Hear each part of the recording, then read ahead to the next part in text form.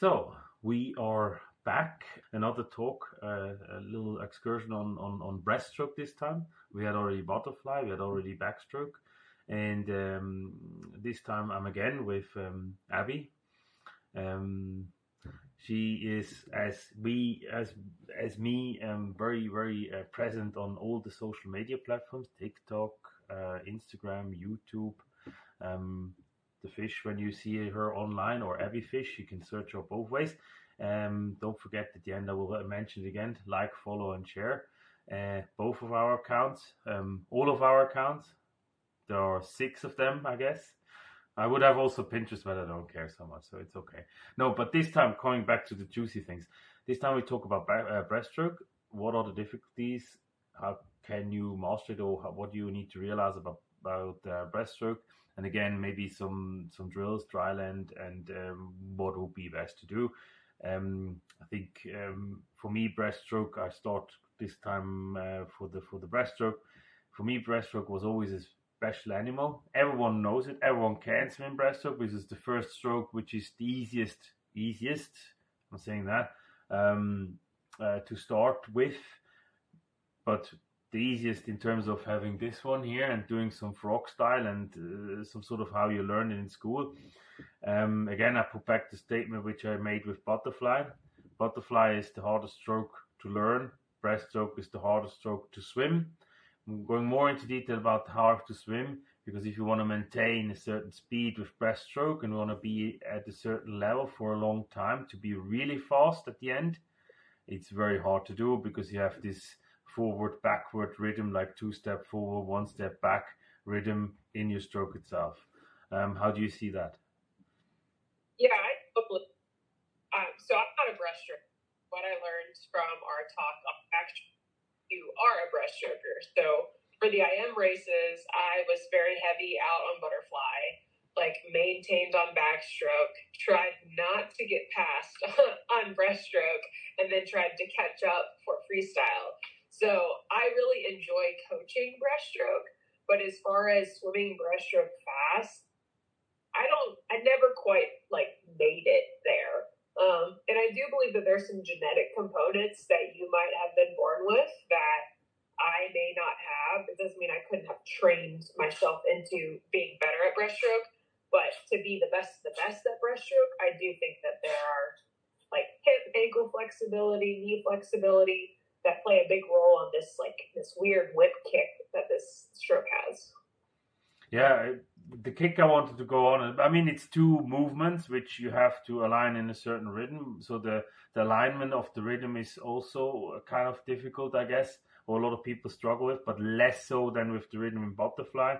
And what people need to start to realize is breaststroke kick as such is not this frog, but usually it's explained when you listen to courses when people teach kids or grown-ups, you need to pull it there, you need to flap out, and then you need to make this circle, which is not a false, but it's not kind of how you need to do it for swimming or swimming fast, because it's really like pulling the legs to yourself, flap out, and then push back.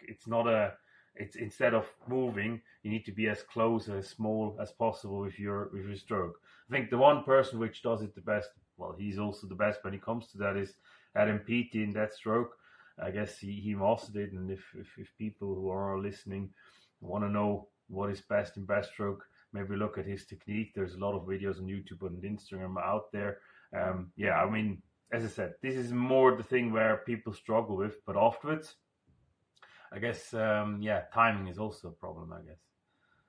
Yeah, timing is weird too, right? Because normally on the other 3 strokes, you can pick parts where they're really connected well, and breaststroke, it's pull first, kick second. And so you're really dependent on the kick, because if the legs take a long time, then it's going to affect the pull and vice versa. So when I was a younger coach, I used to think about it like an accordion. I'd be like, oh, everything just comes together and then it goes out at the same time, which is a super wrong way to coach breaststroke, because there is that delay in the kick with the start of the arms. That you have to get the flow right. So you're actually in the water to to move forward. Yeah. Well, it is. You're saying right. Like a lot of things which are also in the old, let's say, old school, how we started off, or I started off, was taught is actually not how it is, how you swim it now, or how over time even yourself you realize it's not. And this is one of them. So one is this circle which people get wrong. Obviously, this one doesn't hurt your legs as much, because one thing which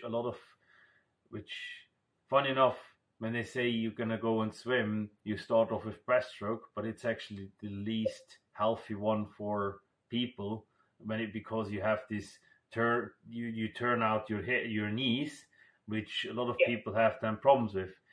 It's not like when people talk about shoulder problems with butterfly or backstroke or freestyle, because that can be avoided with body rotation, shoulder rotation, and proper. This is just a movement which is too little, and then it happens. And breaststroke, this is a movement which happens anyway, no matter what you do, and actually shouldn't start with breaststroke. That is usually what I suggest there. I don't know if you see that too, or which.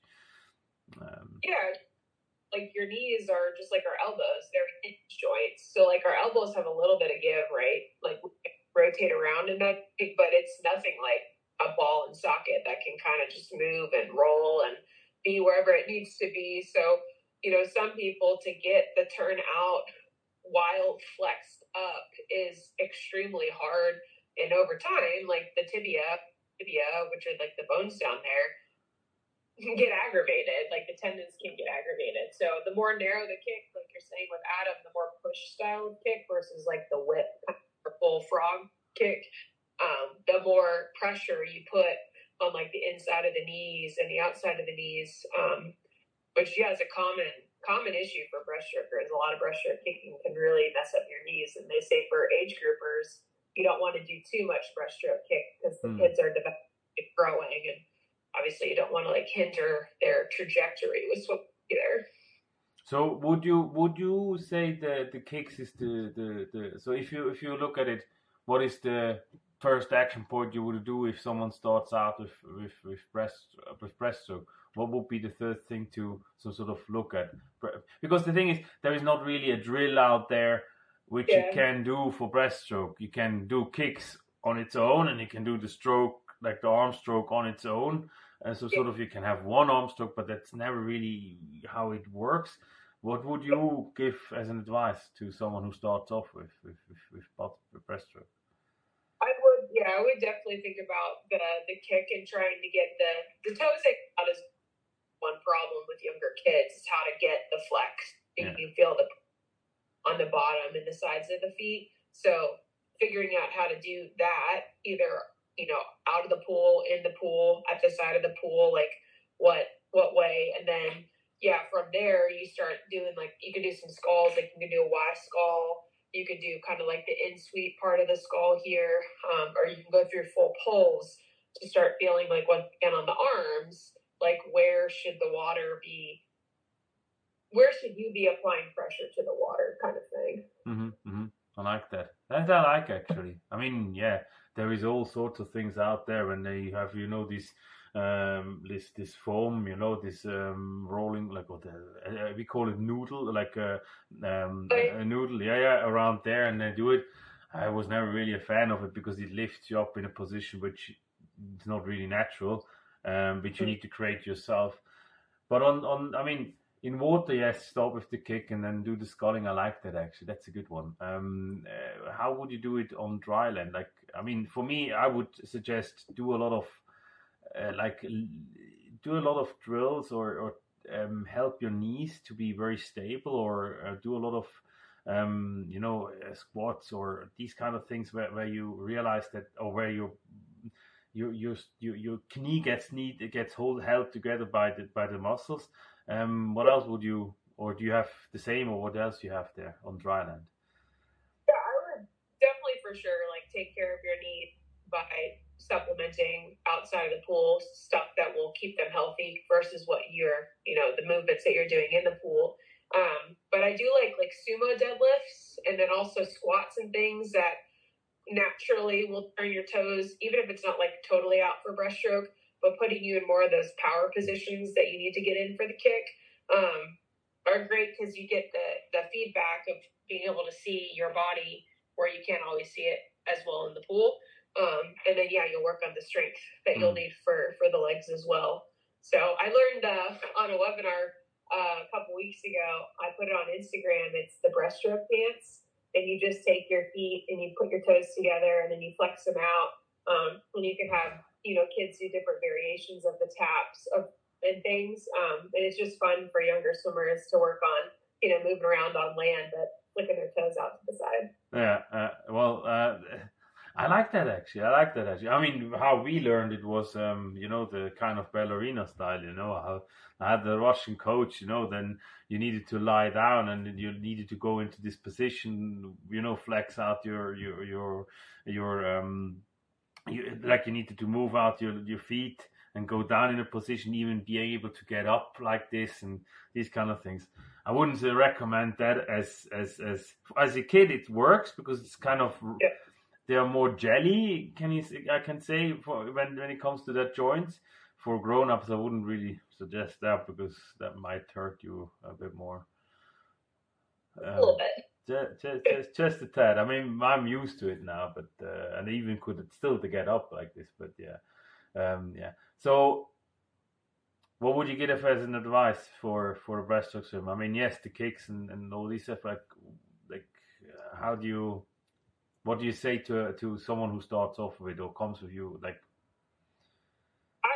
I would say for breaststroke, every stroke, I mean, you could apply this to all the rest of the strokes, but because breaststroke is so power oriented, like the stroke itself is slower, which a lot of times people think, it's a slower stroke in general, but it just moves slower comparatively to the other three, that every stroke that you take within this slower stroke, the power that you generate needs to be as high as possible. So like the grab, holding, pushing, like every time you're in a moment where like you're creating propulsion, it needs to be like max propulsion. So you have to feel that. Like once you are in the pool for long enough, as we've been and around this sport, you totally know what feel is. Like, do you feel like, or do you really feel like, I attacked the water then, attacked me? And in breaststroke, if you don't have a feel, it's not going to turn out great. Yeah, I would agree. I mean, for me, the culmination or like the highest point of the feel is when you realize that you can actually swim breaststroke, except for that moment when the knees are bent or close to your body. But even then, that you can try to be in this 1 meter or even half a meter area of below the surface. If you can pull your legs towards you and you can lift up and you can always stay in that area. Once you're there at that level, I guess you've done it right. Like that you make yourself like the surface area or like the area which can create drag as small as possible. If you're getting there and you can feel that actually, then you're there. But I like the feeling one, and yeah, I like that. I guess in breaststroke you need to emphasize it because it doesn't. You with the feeling you can do a lot. You can realize how fast you are, how fast you get. No, I like that one. If it doesn't feel right, you don't have as many strokes to make it up with compared to freestyle strokes. So like you take 6 strokes depending on your pull out for 25 yards, you don't do great on 2 of those with feel. I mean, that's a third. That's 33% of that lap. So it's just like, I feel like you can emphasize every stroke matters in all strokes, but comparatively to the proportion, it really matters in breaststroke. I like that. Well, with that, we're going to conclude that little excursion. I think we will have more talks about breaststroke as well. I think we're going to go, first of all, as we did now with backstroke and butterfly, and we're going to have a high-level view.